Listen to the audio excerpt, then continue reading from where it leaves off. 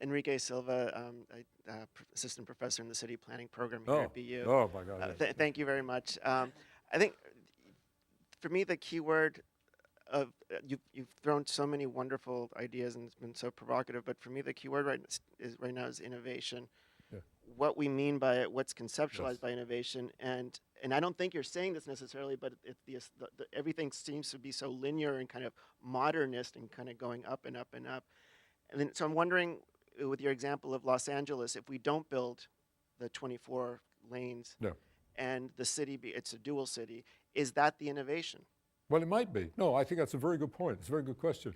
I don't know the answer to that. And obviously, you know, I've done a sleight of hand here because I don't, in no way do I say what the innovation should be or what, you know, and that's all left hanging. Sorry? Two whale, yes, exactly. The whale could be two whale, exactly. So no, that could well be.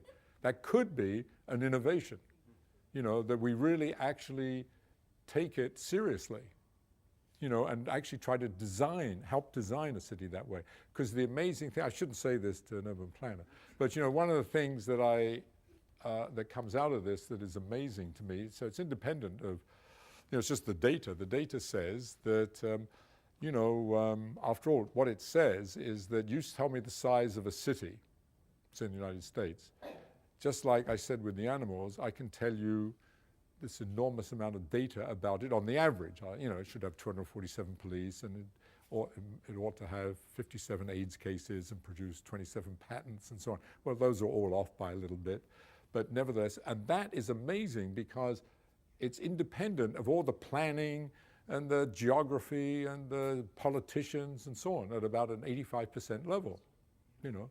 And so the other lesson from this that relates to your question is, if we're going to intervene and do it, we have to also understand, first of all, that these things are somehow at play and that you only have 10, let's say 10 to 20% of what's happening to play with, because the rest is somehow determined by the underlying dynamic of people.